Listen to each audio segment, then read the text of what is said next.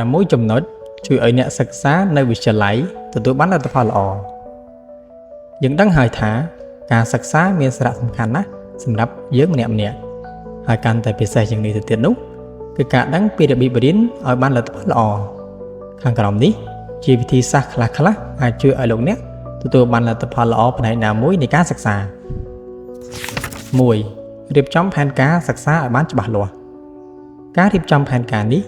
តម្រូវឲ្យអ្នកចេះពីការកំណត់គោលដៅមានន័យថាអ្នកចង់សម្រេចអ្វីមួយនៅក្នុងការសិក្សា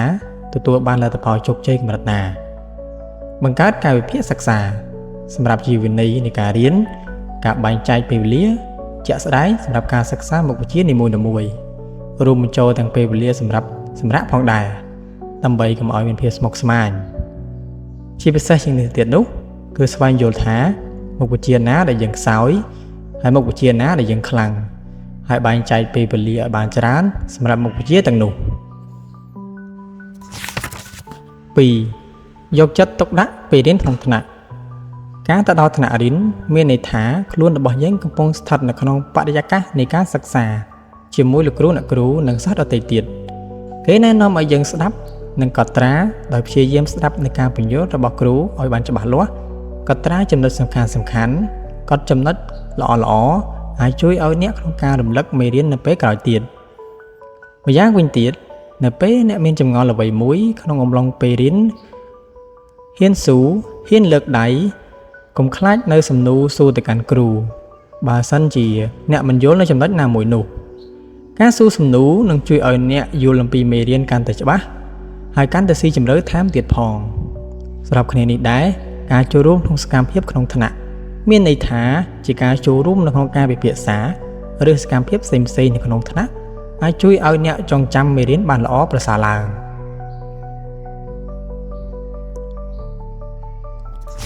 3. រំលឹកមេរៀនជាប្រចាំការរំលឹកមេរៀនជាផ្នែកមួយដ៏ចាំបាច់នៅក្នុងពេលសិក្សានិងក្រោយពេលសិក្សាគេណែនាំឲ្យយើងរំលឹកមេរៀនដែលរៀនរួចហើយមានន័យថាត្រឡប់ពីសាលាវិញគូចំណាយពេលបន្តិចដើម្បីរំលឹកមេរៀនដែលបានរៀនហើយក្នុងថ្ងៃនោះសម្រាប់គ្នានេះដែររំលឹកមេរៀនចាស់ៗកុំទុកឲ្យមេរៀនណាដែលកន្លងផុតទៅយូរថ្ងៃ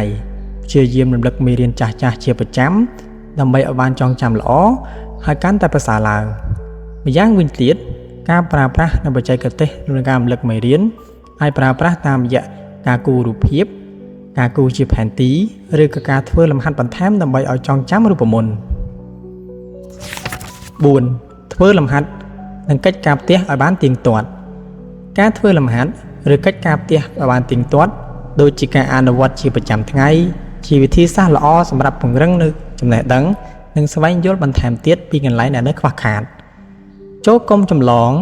ត្រូវព្យាយាមធ្វើខ្លួនឯងជាមុនសិនទោះបីជាខុសក៏ដោយការចម្លងគេមិនអាចជួយឲ្យអ្នកយល់អំពីមេរៀនបានឡើយក្នុងករណីមានចម្ងល់មិនអាចដោះស្រាយបានត្រូវរកជំនួយប្រសិនបើអ្នកជួបបញ្ហាសូមកុំខ្មាស់អៀននៅក្នុងការសុំជំនួយពីគ្រូឬមិត្តភ័ក្តិរបស់អ្នក 5. ថែរក្សាសុខភាពក្រៅពីចំណុចដែលរៀបរាប់ខាងលើការគេងឲ្យបានគ្រប់គ្រាន់មានសារៈសំខាន់ណាស់ជួយឲ្យអ្នកនិងខួរក្បាលមានការចងចាំបើគេងមិនគ្រប់គ្រាន់អាចបណ្ដាលឲ្យអស់កម្លាំងនិងពិបាកផ្ដោតអារម្មណ៍នៅក្នុងការសិក្សាកុំភ្លេចហាត់ប្រាណការហាត់ប្រាណជាប្រចាំអាចជួយឲ្យរាងកាយមានសុខភាពល្អកាត់បន្ថយភាពតានតឹងម្យ៉ាងវិញទៀតការបរិភោគអាហារដែលល្អសម្រាប់សុខភាពអាហារល្អអាចជួយឲ្យខួរក្បាលដំណើរការបានល្អហើយសរីរាង្គកាយរបស់យើងលូតលាស់និងមានភាពរឹងមាំផងដែរ 6. រកបរិយាកាសសិក្សាដែលអំណោយផលចំណុចទី 6 នេះថាទៅហាក់បីដូចជាពិបាករកកន្លែងស្ងប់ស្ងាត់ដែលអំណោយផលដល់ការសិក្សាតែទោះបីជាយ៉ាងណាក៏ដោយការជ្រើសរើសកន្លែងដែលស្ងប់ស្ងាត់ហើយគ្មានផលរំខានសម្រាប់ការសិក្សានោះវាជាផលល្អសម្រាប់យើងនឹងផ្ដោតអារម្មណ៍ទន្ទឹមនឹងកន្លែងស្ងប់ស្ងាត់នេះការមានពន្លឺគ្រប់គ្រាន់នៅក្នុងការរៀនត្រូវប្រាកដថាជាកន្លែងដែលសិក្សារបស់អ្នកមានពន្លឺគ្រប់គ្រាន់ដើម្បីជៀសវាងការឈឺភ្នែកលើសពីនេះទៅទៀតនោះការរក្សាអនាម័យដូចជាការរៀបចំតុសម្ភារៈសិក្សាឲ្យមានរបៀបរៀបរយមិនខ្ជះខ្ជាយឬទុកដាក់គ្មានសណ្ដាប់ធ្នាប់ឡើយ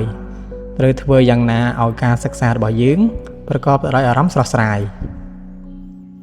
ការអនុវត្តវិធីសាស្ត្រទាំង6ចំណុចខាងលើនេះអាចជួយឲ្យលោកអ្នកសិក្សានៅវិទ្យាល័យប្រកបដោយប្រសិទ្ធភាពនិងទទួលបានលទ្ធផលល្អ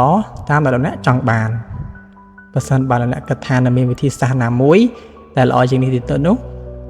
អាច comment នៅខាងក្រោមវីដេអូនេះជួបគ្នានៅវីដេអូក្រោយបន្តទៀតសូមកុំភ្លេចជួយចុច Subscribe និងសញ្ញាកណ្ដឹងដើម្បីទទួលបានព័ត៌មានថ្មីៗសូមអរគុណ